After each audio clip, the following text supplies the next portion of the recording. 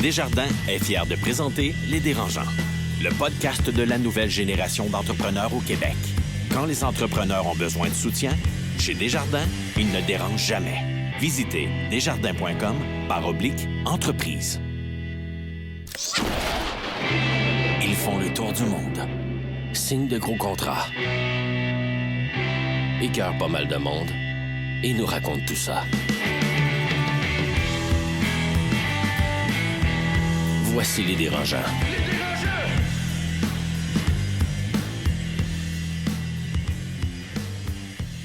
Bonjour à tous et bienvenue au podcast Les Dérangeants, sans aucun doute le meilleur podcast sur l'entrepreneuriat au Québec, sinon le seul.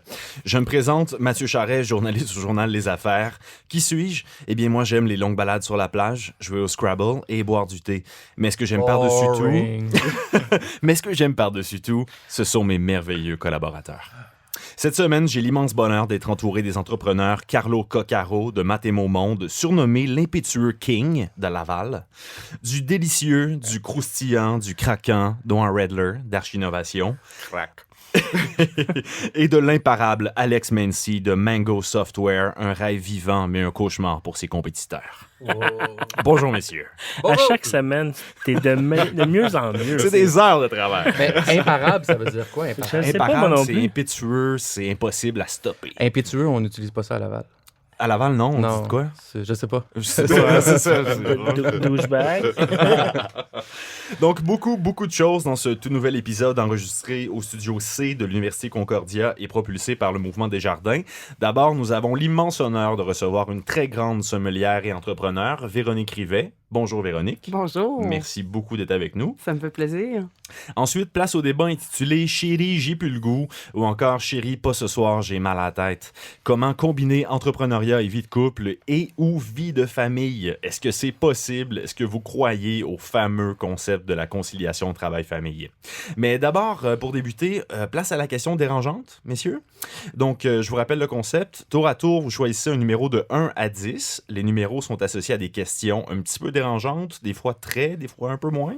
Et on voit qu'il y a assez de courage pour répondre. Êtes-vous prêts? Go! Non. Alex, ton numéro?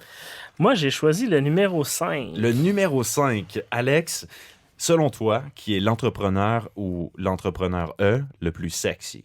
Ah, c'est clairement ma conjointe. Oh, c'est Qui est, bon. qui est dans ça. la salle Qui est dans présentement. la salle. Comme pas le choix. C'est ça. Et qui vient de gagner tellement de points en ce moment. Là.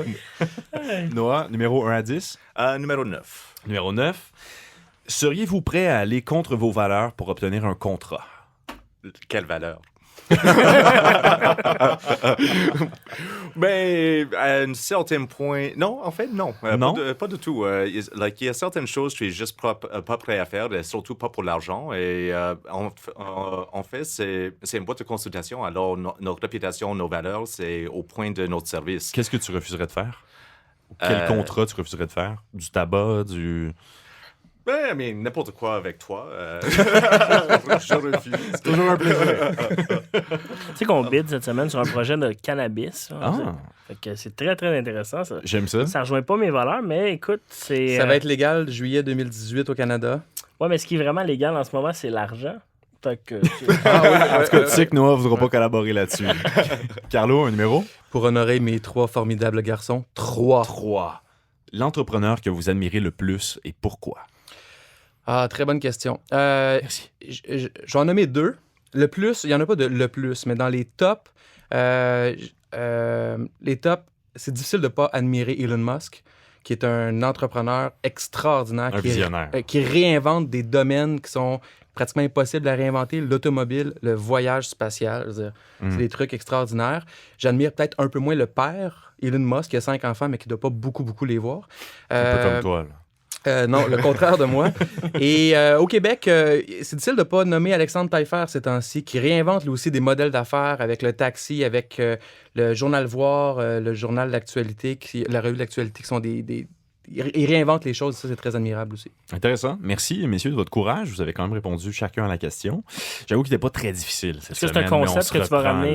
C'est un concept qui va être plus edgy, je te dirais, la Okay. prochaine fois. Ouais, tu peux compter sur moi. D'ici là, on fait une courte pause, puis on revient avec la pétulante Véronique Rivet. Le le podcast de la nouvelle génération d'entrepreneurs au Québec. Les Dérangeants.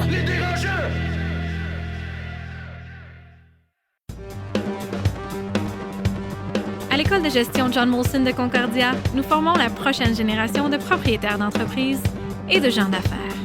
Nous offrons plusieurs cours, dont un certificat de 2e cycle en entrepreneuriat. Pour plus d'informations, concordia.ca/GCE.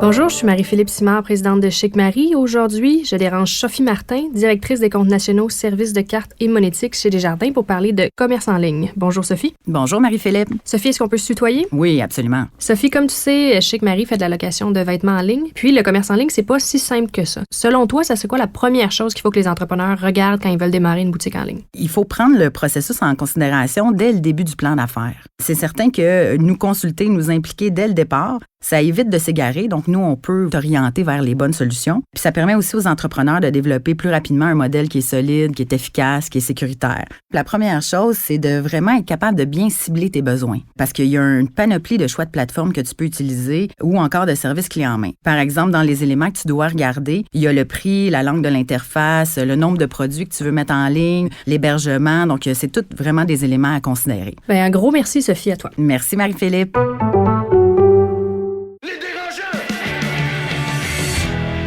Les Dérangeants.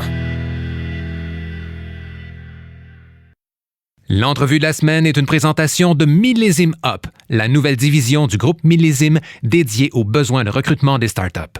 Pour en savoir plus, visitez millésimeup.com. De retour au Dérangeant avec la pétillante Véronique Rivet, toujours accompagnée de Noah Redler, Alex Menti et malheureusement de Carlo Coccaro. Allô? Allô! Donc, qui est Véronique Rivet? En 2013, elle est devenue la première Québécoise à se classer 2e lors du prestigieux concours du meilleur sommelier du monde. Elle a été nommée meilleure sommelier du Canada en 2006 et meilleure sommelier des Amériques en 2012. Ça, c'est entre autres concours qu'elle a gagné. Elle a aussi ouvert son bar à vin, Soif, en 2014 à Gatineau. Et depuis 2017, elle est sommelière d'Air Canada pour la classe affaires. Bonjour Véronique. Bonjour. Merci beaucoup d'être parmi nous. Ça me fait plaisir. Je vais déjà faire une petite correction. Oui, vas-y. Et c'est même pas une correction, c'est quelque chose que je me serais jamais permis avant. Mais tu sais, avec le temps, on prend de l'assurance, puis on commence à se dire, les choses qu'on a fait, on les mérite, puis on a le droit de le dire. Oui, puis Mathieu n'est pas super intimidant non plus, donc il est facile à corriger. On va s'en reparler pas tantôt, seulement là. la première Québécoise à faire la 2e place au meilleur sommet du monde, mais c'était la première fois qu'une femme faisait le podium. C'était la première fois Le qu'une femme concours aussi. se tient Wow. depuis 1969. Tous les 3 ans, c'est un peu comme nos Olympiques dans le monde. Oui. Et ça avait toujours été dominé par les hommes. Ça l'est toujours largement, mais il n'y avait jamais eu de femmes dans le top 3. Bravo, il était temps. Oui, il était temps. Et je suis contente que ça, c'était en 2013. En 2016, il y a eu à nouveau une femme, une Irlandaise, une fille extraordinaire, Julie Dupuis, qui est arrivée 3e. Donc, ça s'est maintenu et j'espère qu'un jour, on verra 3 femmes sur le podium. Une Irlandaise qui s'appelle Julie Dupuis. Oui, elle est française d'origine. Comme beaucoup au Royaume-Uni, c'est beaucoup, beaucoup d'Européens, de Français qui travaillent en restauration. D'accord. C'est comme Carlo Coccaro qui parle français. Tu sais. Est-ce que tu as refait le concours ou une fois que tu l'as gagné, tu t'es dit, bon, mais regarde. Je ne l'ai pas gagné, 2e. Mais merci. Moi, dans mon cœur, tu l'as gagné. C'est gentil. Oh. C'était ma 3e participation. OK. Quand je fais la comparaison avec les Olympiques, là, on peut pas juste décider comme ça d'aller au concours du meilleur Ça prend du beaucoup monde. d'entraînement, c'est ça? Je vous éviterai l'histoire parce que je peux parler beaucoup puis je m'emporte puis on pourrait être là pour 3 heures. Mais je l'ai fait 3 fois, en 2007, en 2010 et en 2013. Puis, pour répondre à la question, donc je pourrais le refaire. Une fois qu'on le gagne, c'est un titre qu'on Tu le n'obtient perds qu'une pas, là. fois. C'est ça. On Tu peut gardes pas la se couronne. représenter. Ah, OK. On peut pas se représenter. Mais les concours chez les sommeliers, est-ce que c'est un peu comme en entrepreneuriat? Il y en a même chez les dérangeants qui en font beaucoup de concours, puis souvent, c'est des entreprises qui fonctionnent pas bien, mais qui sont en quête un peu de flash puis d'exposure. Est-ce que c'est la même chose chez les sommeliers ou il y a un peu plus de... C'est vraiment un chien pour biogénique, Oui, franchement. faut pas les nommer. Mais non, mais sans blague, est-ce que c'est vraiment un chemin qui est super intéressant pour mettre en valeur votre métier, Oui. le métier des sommeliers? Oui, ou tout à fait. Oui, Oui, tout à fait. Puis ça peut propulser une carrière. j'imagine. Je pense que l'analogie avec les Olympiques est très juste. C'est vraiment des gens qui sont au top de leur métier. Et beaucoup le font aussi par dépassement personnel, justement pour se mesurer les uns aux autres. Moi, je vous dirais, ce que j'aime le plus de tout ce que j'ai fait, tout mon métier de sommelière, c'est les gens. c'est les gens que je rencontre, c'est les liens qu'on tisse, les relations qu'on développe, que ce soit des clients qu'on serve en restauration, des vignerons qu'on rencontre, d'autres sommeliers. Puis les concours comme ça, moi, ça m'a ouvert. J'ai un réseau absolument extraordinaire de sommeliers partout dans le monde aujourd'hui. Et c'est beaucoup à travers les concours que ça s'est développé. Justement, ta vie de concours, Véronique, est-ce que ça t'a préparé à devenir entrepreneur? D'avoir ton propre restaurant aujourd'hui? Oui, dans un certain sens. C'est drôle, j'y avais jamais pensé, mais parce que l'entrepreneuriat, pour moi, c'est quelque chose de complètement nouveau. Hein. C'est ma première entreprise. Et je dirais parce qu'un concours, faut être prêt à tout, il y a n'importe quoi. Il n'y a pas un chemin précis à suivre. Les épreuves d'un concours, hein, beaucoup de gens pensent que concours de sommelier, on fait juste boire, là, c'est des dégustations à l'aveugle. Non, que c'est juste des dégustations à l'aveugle. Hein, identifier, c'est beaucoup plus complexe que ça. Les connaissances théoriques, c'est probablement le plus gros morceau. C'est nos connaissances. Puis le monde du vin est infini. Hein. On parle de viticulture, de vinification. C'est pas juste le vin. Nos connaissances doivent être aussi pointues dans tous les alcools. Whisky, saké, bière, autant au niveau de la production, des types qui existent, des accords avec les mecs. Même j'ai lu les thés. Les thés, les cafés, tout ce qui... Oui. Même l'eau. Ça peut être des questions sur l'eau minérale. En tout cas, il y avait une époque un petit peu où ça allait un petit peu trop loin. Là. Il y a des restaurants qui avaient des sommeliers d'eau et puis des cartes d'eau. Et en tout cas... L'eau de Laval, une renommée mondiale. On voit ce que ça mais ce que ça donne comme conséquence. Quand on se prépare, moi, quand j'avais des équipes qui me coachaient, moi, je fais beaucoup de coaching maintenant, c'est beaucoup ça, c'est mettre les candidats dans dans toutes sortes de situations complètement inattendues. Parce que c'est la réalité d'un concours, on peut se retrouver face à n'importe quoi. Tout comme en restauration, hein, c'est la réalité. Je veux dire, on ne choisit pas nos clients, on n'a pas toujours les meilleurs clients au monde, on a toutes sortes de situations, parfois carrément grotesques en restauration. Donc, c'est se préparer à faire face à n'importe quoi. Donc, dans ce sens-là, probablement, oui, un peu apprendre à gérer l'inconnu. Le stress, ouais, l'inconnu. Le stress. Ça. Question pour toi aussi, tu as ouvert un bar à vin soif à Gatineau. Mm-hmm. Bon, j'ai absolument rien contre Gatineau. Moi aussi, je suis né là, élevé là. Mais en même temps, avec tous les titres que tu as remportés, tu aurais très bien pu travailler à New York, à Paris, à Londres. Pourquoi Gatineau? Il y a plusieurs raisons. La raison de base, là, c'est chez moi. Je suis né là, j'ai passé toute ma vie à Gatineau, à part, c'était Hull dans mon temps. Oui. Suite à la fusion, c'est devenu Gatineau. À part 7 ans où j'ai vécu à l'étranger, en France, en Alsace, j'ai toujours habité Gatineau. C'est drôle, hein, dès qu'on a un petit peu de succès, les gens pensent tout de suite qu'on est de la grande ville. Hein, quand je vais à l'étranger, tout le monde me dit, je reçois des courriels tous les jours. Ah, je m'en viens à Montréal, je vais venir te voir. Je ne suis pas à Montréal. Oui, c'est à côté. C'est ça. Petit track de métro. Quand même. Donc, c'est chez moi. J'ai beaucoup voyagé. De par mon métier, de par les concours, je m'en plaindrai jamais, j'adore ça. Mais c'est dur. J'aimais bien le thème là, de la conciliation travail-famille. Je pourrais vous en parler un bout de ça. Donc, ça fait du bien de se poser un petit peu, de revenir à la maison. Là, et puis après le concours du meilleur sommelier, après 2013, après la 2e place, pas mal de gens ont su qui j'étais. Mais c'est pas arrivé du jour au lendemain. C'est quelque chose qui s'est préparé sur 20 ans de travail.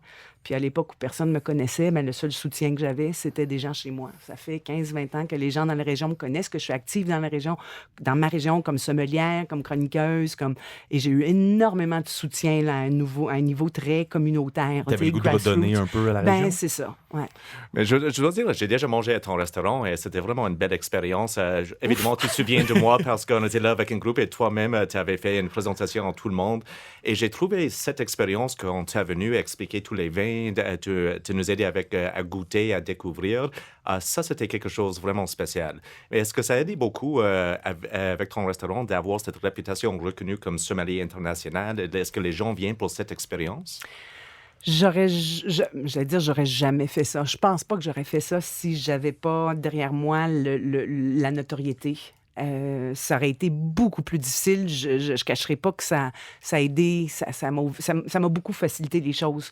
Pas nécessairement à couper les coins ou à avoir des passe-droits que d'autres n'auraient pas, mais tout simplement d'avoir le soutien des gens, tu sais, que ce soit la ville, que ce soit n'importe qui. Au niveau marketing, c'est assez dur de battre ça aussi. Hein? Exactement. Tu sais, donc, dans le plan d'affaires, là, ça fait quand même bien quand on a... Ça pèse un peu. Ouais. Est-ce que tu es propriétaire unique? Ou t'as des copropriétaires? Non, j'ai vendu 40% des parts pour aller chercher ma mise de fonds pour démarrer l'entreprise. Okay. Mais tous des actionnaires silencieux.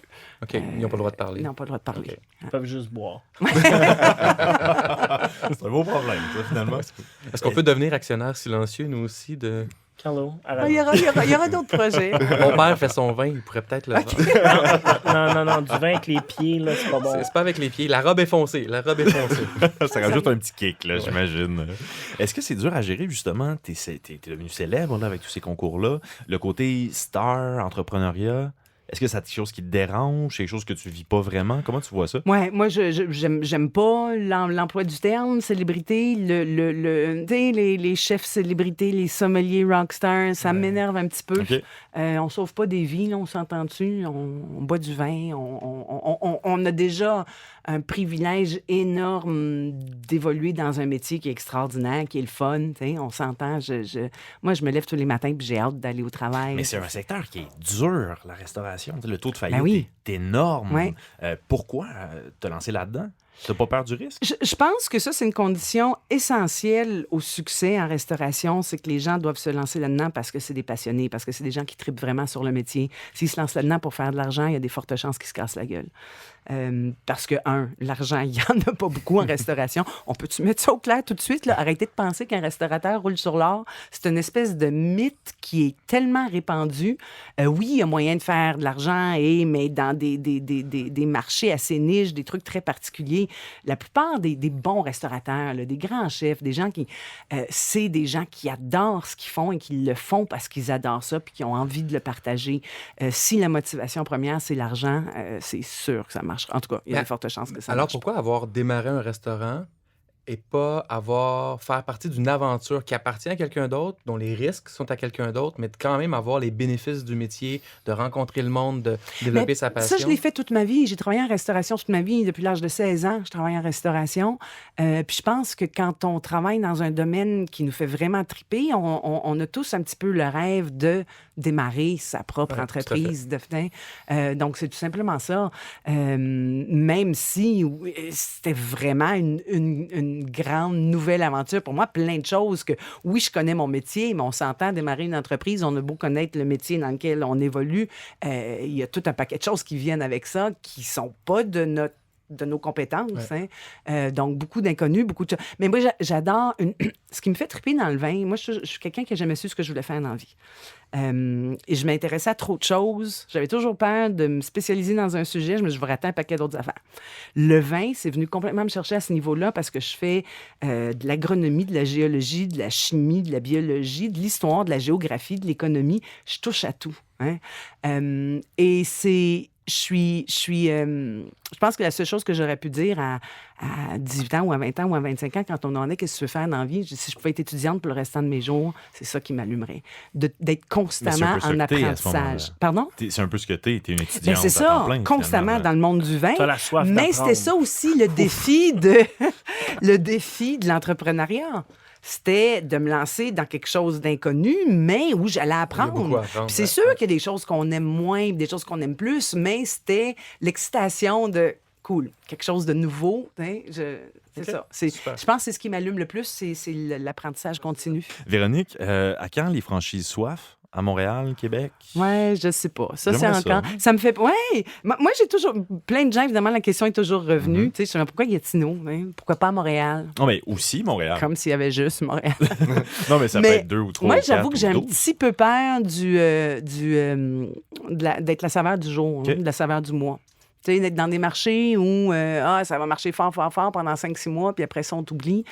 Montréal a une scène là, gastronomique hallucinante. Je ne sais pas si c'est encore vrai, mais on mais disait... ridicule aussi en même temps. Il y a tellement de l'offre restaurants. est incroyable.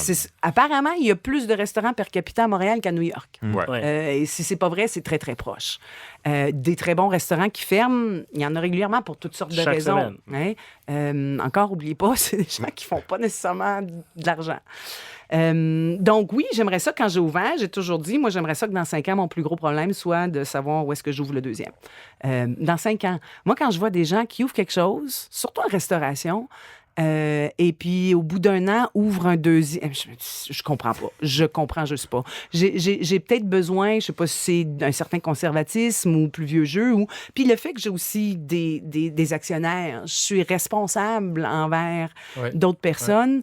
Je veux m'assurer de la santé financière de mon premier avant de... La grande de faire tendance des aussi petits... chez les chefs et les chefs cuisiniers, c'est de lancer des produits dérivés, des sauces. Mais parce que dans c'est les là IGA, qu'on fait puis- de l'argent. Mais est-ce que c'est quelque chose qui t'intéresse? Dans le vin, il y a François Chartier Ouais. qui a lancé ses vins, ou même Ricardo a fait Ouais. ça. Est-ce qu'il y a une gamme ou un type de produit qui fonctionnerait bien avec tes connaissances et tes talents? Il y a toutes sortes mon chum, il dirait probablement que je suis vraiment pas une femme d'affaires. Parce qu'il y a eu, au fil des ans, toutes sortes d'offres, de partenariats pour toutes sortes de choses. Des verres, du vin, un livre. Je veux pas m'investir dans quelque chose juste sans une motivation, sans pertinence. Je veux que ce soit comme un livre. J'adore écrire. Je suis chroniqueuse aussi, mais j'adore écrire. Et il y aura définitivement un livre un jour, mais je veux pas écrire un livre juste pour être publié, parce que ça fait bien sur son CV d'être publié. Il y a tellement de livres qui sont publiés qui sont pas pertinents. Là. C'est comme... il faudrait peut-être trouver, oui, il y a plein de possibilités de faire d'autres choses, de mettre mon nom sur un vin, d'être vigneronne, ça, si un jour je le fais, ce sera un hobby, ce sera de le faire de façon... Être vigneron, là, c'est être agriculteur. Une vie d'agriculteur, on s'entend, on pense que la restauration, c'est difficile, je pense que l'agriculture, c'est encore plus. Je pense pas que je voudrais aller là.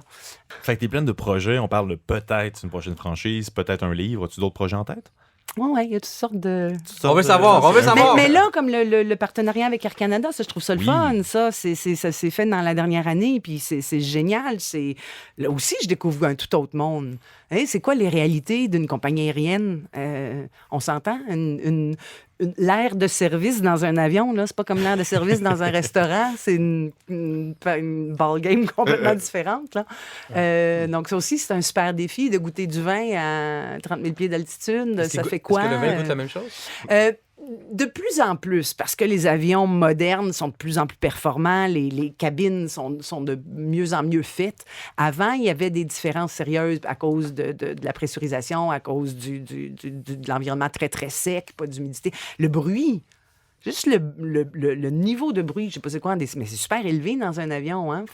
Notre environnement influence énormément notre façon de goûter. Intéressant. Même à la maison, hein? La couleur des murs, le bruit qu'il y a autour, le type de musique qui joue, ça va changer. Les enfants qui crient. Totalement, ouais. Okay. S'ils pleurent ou s'ils rient, là, le vin ne goûtera pas pareil. J'ai le goût de t'amener à la SAQ juste après l'épisode, juste pour que tu me conseilles. Merci beaucoup, Véronique Rivette. Ta présence au Dérangeant, c'était trop court, mais santé. Puis on boit quelques gorgées pendant la pause, puis on vient bien réchauffer pour la portion débat. Merci. Le podcast de la nouvelle génération d'entrepreneurs au Québec. Les Dérangeants.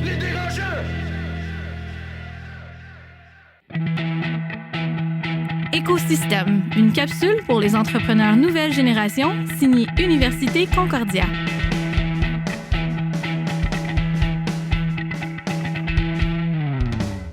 Bonjour, je suis Charles Beerbrier, entrepreneur en résidence, Banque nationale, pour l'école de gestion John Molson à l'Université Concordia. Une question que les jeunes entrepreneurs me demandent souvent, qu'est-ce que je sais aujourd'hui que je souhaiterais savoir alors que j'ai commencé?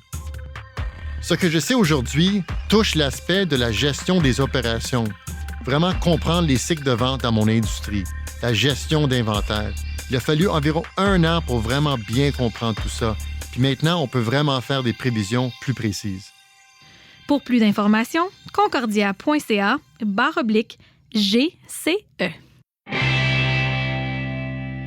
En matière de droit, les entrepreneurs ont de bons et de moins bons réflexes. Voici la question Garling WLG. De retour au Dérangeant avec Alex Mency, Noah Redler et Carlo Coccaro. Oui, mais...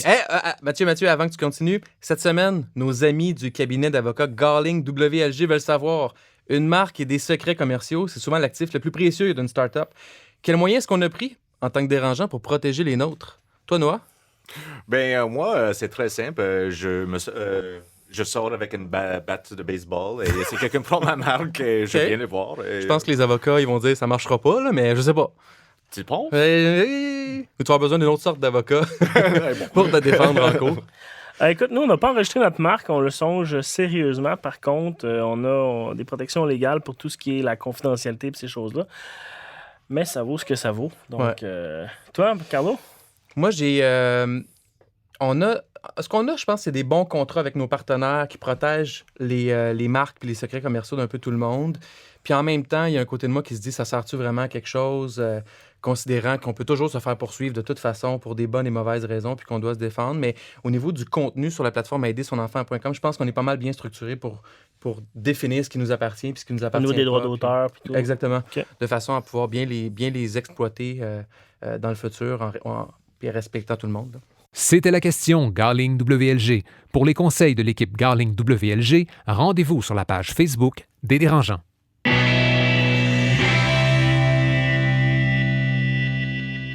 Donc, messieurs, prêts pour le débat? Yes! Aujourd'hui, on discute d'entrepreneuriat, du couple et des enfants. Un débat que je préfère intituler « Chérie, j'ai mal à la tête ».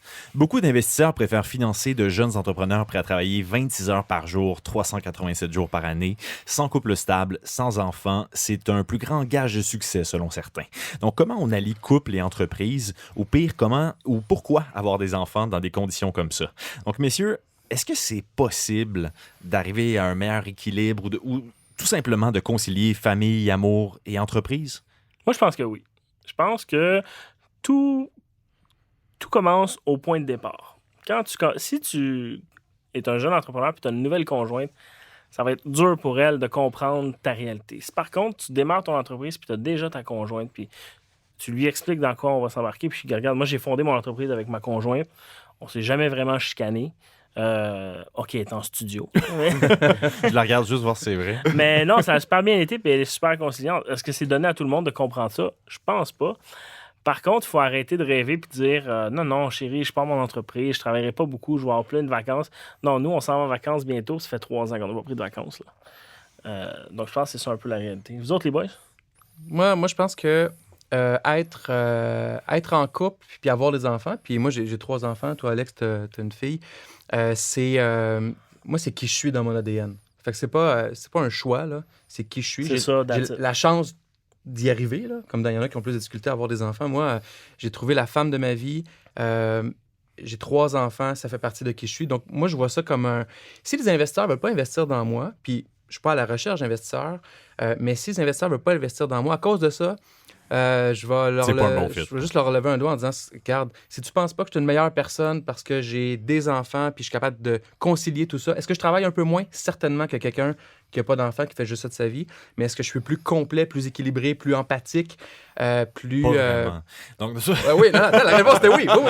Et moi, je pense que ça a énormément de valeur. Si tu veux un doer, quelqu'un qui exécute, peut-être que à la limite, un robot peut faire ça, tu sais. Mais si tu veux quelqu'un qui a de l'empathie puis qui comprend la réalité des gens puis qui est capable de mettre quelque chose en place, un père de famille ou une mère de famille va le faire extrêmement bien et certainement pas moins bien que quelqu'un qui n'a pas d'enfant. Noah, je suis curieux, tu n'as pas d'enfant reconnu ou légitime. Légitime. Est-ce que tu penserais avoir des enfants même si tu es en affaires? Honnêtement, oui. Personnellement, je ne vois pas le conflit. Oui, ça va être difficile. Oui, on doit mieux gérer le temps. Mais je connais une de mes amies, Mélanie, qui a une firme de marketing qui s'appelle Jack Marketing. Et elle avait 2 enfants dans les 3 dernières années. Et elle mène ses enfants partout. Et elle s'intègre dans sa vie. C'est pas comme, OK, je dois trouver une façon de trouver une babysitter pour mes enfants, je dois trouver une garderie. Non, il fait part de sa vie et il ne met pas les choses dans 2 différentes tranches et dit, OK, je dois garder les 2 séparés. Non, c'est une vie entière et elle doit trouver une façon de gérer ça. Une de ma ancienne boss, Nathalie Volon, qui est une grande entreprise, on avait ses enfants avec nous au bureau. On était le garderie. Alors, après l'école, chaque journée, les enfants sont venus au bureau et on a fait les études avec eux. Ils viennent me voir. Est-ce que tu peux m'aider avec mes études mathématiques? Non. On va faire notre mieux. Mais moi, je trouve que c'est très important de trouver, pas une balance, mais vraiment une façon de vivre avec tout ça ensemble. Moi, avec ma conjointe, elle travaille avec moi et aussi elle est entrepreneur. Elle est en train de monter sa start-up. Elle travaille avec moi chez Arch Innovation. Elle a commencé de travailler avec moi tout récemment. Alors, c'est vraiment quelque chose, on avait besoin de trouver une balance. Et comment est-ce qu'on travaille ensemble toute la journée, on revient à la maison, on trouve des moments où on ne parle pas de travail, on trouve des activités à l'extérieur du boulot. C'est très important de ne pas juste penser au travail. En fait, j'ai parlé avec un entrepreneur aujourd'hui qui a une famille, il vient tout juste de lever $3 millions d'investissement. Et je dis, tu dois être plein occupé. Il dit, non, je ne travaille pas les week-ends, je suis avec mes enfants, il n'y a pas de questionnement là-dessus. Et t'obliges à ces décisions. Il y a toujours une autre chose à faire, il y a toujours une autre obligation, il y a toujours une autre tâche à faire. Mais la vie continue et on peut pas juste dire que notre entreprise ou la famille va prendre toute la place. J'aime l'idée de vraiment trouver que tous les deux mondes s'intègrent bien. Moi, je suis d'accord avec ça. Le concept de conciliation amène un peu une confrontation entre deux univers. Moi, je crois plus à un écosystème. Tu sais, ma famille, ma femme, mes enfants font partie de ma vie professionnelle fait partie de ma vie, puis tout ça gravite et vit ensemble. Dans un monde idéal, j'aurais même une école à même mon entreprise pour les enfants des employés, une école que je pourrais modeler à ce que je pense qui est une bonne école, puis en même temps, permettre à tout le monde d'avoir une vie qui est bien articulée autour de ça. T'sais. Mais je pense qu'il y a aussi des avantages. Hein, quand j'ai un rendez-vous chez le médecin avec ma fille, là, je pars, je vais au rendez-vous, puis je reviens. Je veux dire, j'ai pas de permission à demander à personne. Fait que c'est sûr que ça amène une certaine flexibilité. C'est toi le boss. C'est ça. Mais là, Mathieu, je te retourne la question. On a un ami commun ensemble qui est nouvellement en relation avec un entrepreneur qui est très occupé. Oui. Comment est-ce qu'il trouve ça? Qui ça? Écoute, notre ami Charles. Là, non, mais qui trouve quoi? Notre ami, comment il trouve de sortir avec un entrepreneur qui est très occupé? Je pense qu'il est enchanté. Oui? Oui, absolument. Parce qu'il est lui-même assez occupé. OK. Il me semble. C'est bon. De qui on parle, là? Moi, je me sens complètement en dehors de cette conversation. Ben, moi aussi. C'est pour ça que mes questions. Donc... Mais si je peux rajouter quelque chose, la prémisse de ton truc, c'était les investisseurs qui veulent investir dans quelqu'un qui peut travailler 26 heures par jour. L'idée, c'est aussi des investisseurs, c'est qu'ils mettent leur argent dans quelqu'un puis qui s'assurent de contrôler, à la limite, cette personne-là. Il faudrait leur dire aussi qu'il y a 24 heures dans une journée. Oui, il y a ça qui n'ont pas compris. Ça n'arrivera pas. Mais moi, ce que je dirais à l'inverse, c'est que... Mais à Matt et mon monde, ils savent compter. On sait compter, on montre aux jeunes et aux parents comment aider leur enfant. Aider son enfant.com, il y a une tonne d'activités que vous pouvez faire avec votre enfant. Moi, le fait d'avoir démarré l'ancêtre de Matt et mon monde avec ma femme et d'avoir été avec elle depuis le début là-dedans, elle est enseignante, puis elle enseigne à temps plein, tout ça. Mais la réalité, c'est que j'ai pas eu besoin d'investisseurs parce qu'on était une équipe, puis... Grâce à cette équipe-là, même si je n'étais pas profitable pendant plusieurs années, ça fonctionnait. J'étais capable de continuer parce que j'avais Isabelle avec moi qui m'aidait. Elle était team player avec toi. Exactement. C'était pas sa vie, c'était la mienne, mais on est une équipe dans cette vie-là. Par après, j'ai eu d'autres moments difficiles, puis le fait d'avoir une conjointe, une famille a été un avantage. J'ai pas été... Tu sais, souvent, les investisseurs sont un peu comme le BS des entrepreneurs. Là. J'ai besoin d'argent, donnez-moi de l'argent. Ben moi, ce que je dis, c'est que j'ai pas eu besoin de faire ça parce que j'avais ma femme avec moi, puis on était une équipe, puis ça a fait toute la différence dans l'autonomie que j'ai maintenant à contrôler la destinée de mon entreprise. C'est pas un peu risqué? Vous avez des jobs, vous êtes dans un domaine qui est très risqué. L'entrepreneuriat, ça peut planter du jour au lendemain. Je ne vous le souhaite pas, évidemment. Jusqu'à date, ça va assez bien pour vous trois. Là. Vous avez sûrement eu des défis de paye, par exemple, des défis de subvenir. Ouais. Juste la question, est-ce que je vais réussir à subvenir à leurs besoins? Ouais. Ça vous tracasse pas un peu? C'est sûr qu'on y pense tous les jours. Là. Moi, avant, quand j'ai commencé, j'avais pas d'enfant. Je me disais, au pire... Mais... Moi, je suis dans le domaine du software. Fait que dans le pire des cas, si ça ne fonctionne pas, mes connaissances, ils partent pas. Là. Je vais aller travailler pour quelqu'un, whatever. Mais ça n'a jamais été même une option. Mais est-ce qu'il y a des semaines où j'ai dit à ma conjointe, on te fait une demi-paye cette semaine parce qu'on n'arrive pas? Absolument. Est-ce qu'elle a chialé? Jamais. Mais ça, c'est pas donné à tout le monde. Tu sais, Nicolas Duvernois en parlait l'autre fois qu'il a même emprunté de l'argent à ses beaux-parents. Faut savoir piler sur son orgueil. Il faut vraiment être déterminé de dire, OK, je m'enlise, mais je vais ressortir du... Tout à fait. Moi, c'est probablement, depuis que j'ai des enfants, j'ai jamais eu peur de la mort, mais là, j'ai peur de mourir, puis j'ai peur de ne pas être capable de survenir à leurs besoins. Puis ça devient un moteur extraordinaire pour réussir. Puis l'autre chose, c'est les fois où j'ai dû dire à ma femme, écoute, là, ça va pas, là, tu sais, puis je sais pas ce qui va arriver parce que la première réponse que j'avais d'elle, c'est pas grave, on va s'arranger. Et ça, tu sais, est-ce que c'est difficile de trouver une conjointe ou une épouse avec qui on peut trouver ça? Oui. Mais ça se trouve, puis il faut juste trouver la bonne personne. Mais d'avoir ce support-là, moi, fait toute la différence parce que ça m'enlève 95% de la pression. Moi, avoir un échec, c'est pas la fin du monde. J'évite ça à tout prix, mais je suis capable de le vivre. Là. C'est moi, mais l'impact que ça a sur la famille, c'est ce qui est vraiment le plus Ça, c'est un film d'horreur que tu Ouais. veux pas vivre, tu sais. Mais je pense que la clé, là, c'est de pas cacher. Tu sais, si ça va mal, Exactement. Tout à fait. tu dis que ça va mal parce que ça paraît. Tu n'es pas de bonne humeur, tu fais rien que penser.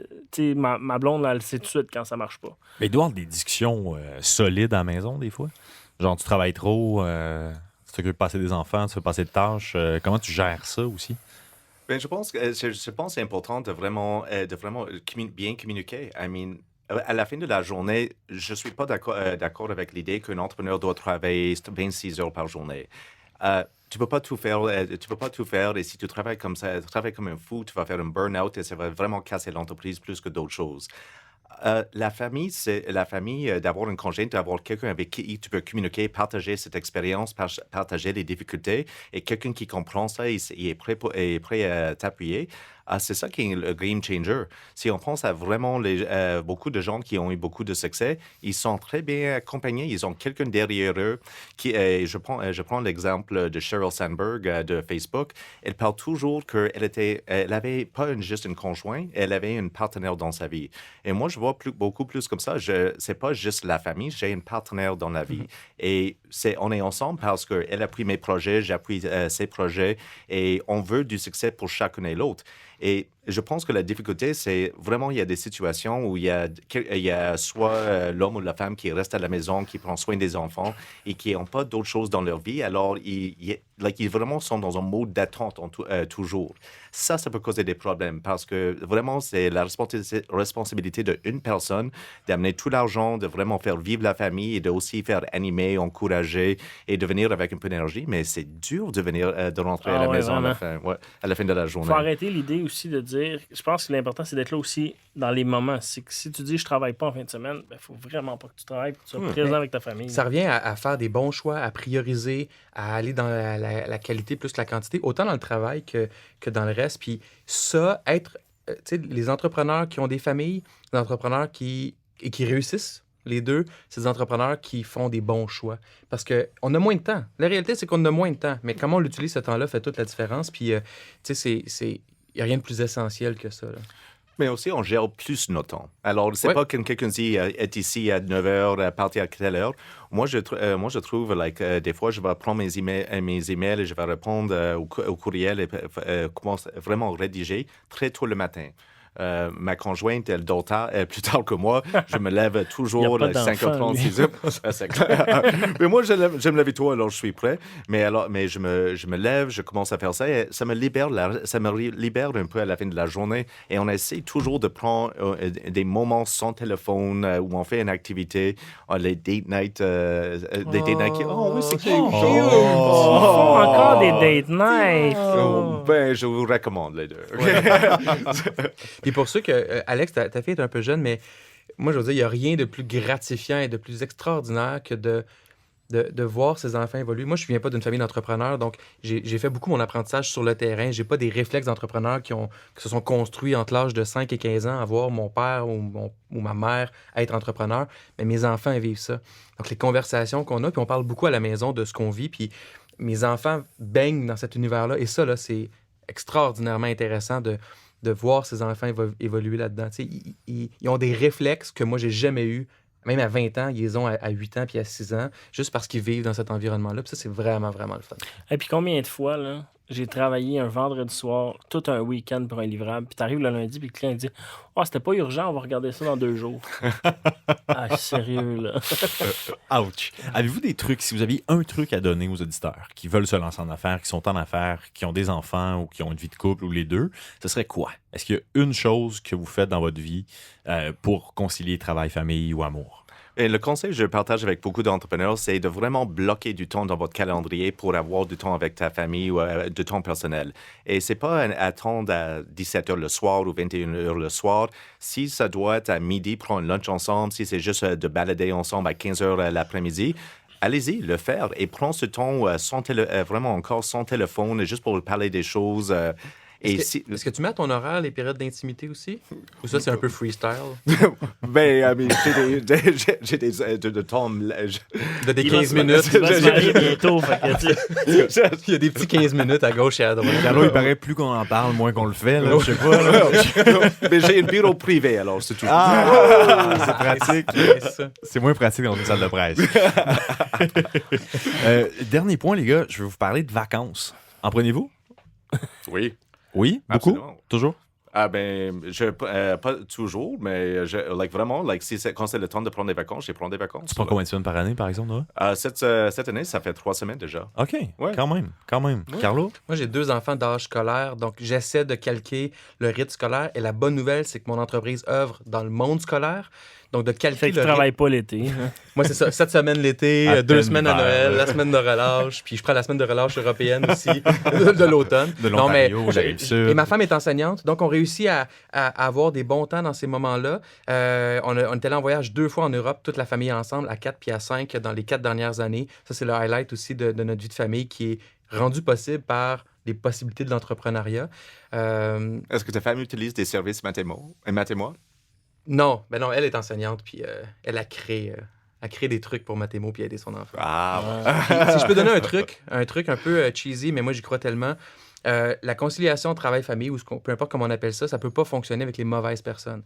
Ça prend 2 personnes. Tu sais, moi je crois beaucoup d'avoir quelqu'un dans sa vie qui nous rend meilleurs et qu'on admire. Quand ça est en place, et avec une bonne communication, il y a 1 million de trucs après, là, mais tu sais, ça, c'est comme deux fondations essentielles. La mauvaise personne, avec des bons trucs, ça marchera pas, tu sais. Puis pas parce que c'est une mauvaise personne, mais c'est un mauvais match. Puis plus les entrepreneurs se connaissent ou plus les individus se connaissent, plus ils sont en mesure de choisir des bonnes personnes qui vont admirer puis qui vont les rendre meilleurs. Avec ta blonde a beaucoup de travail, finalement. Oui, mais ça va bien. Écoute, c'est un processus. Ça avance.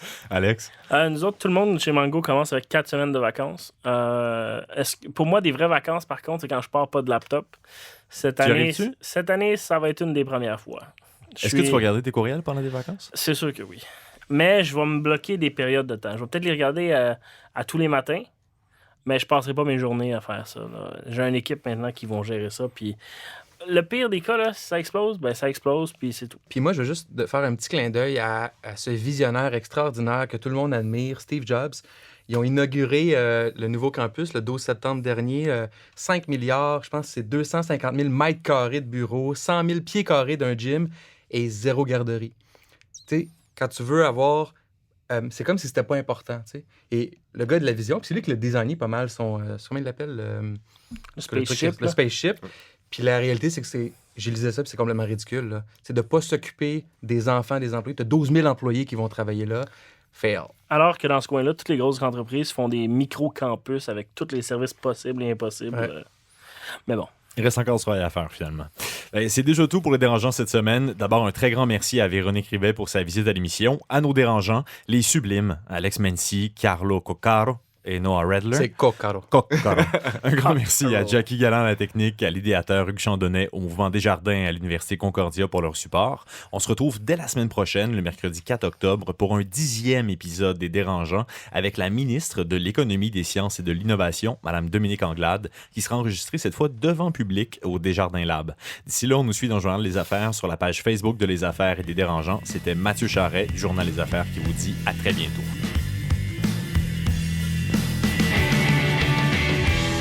Podcast de la nouvelle génération d'entrepreneurs au Québec. Les Dérangeants.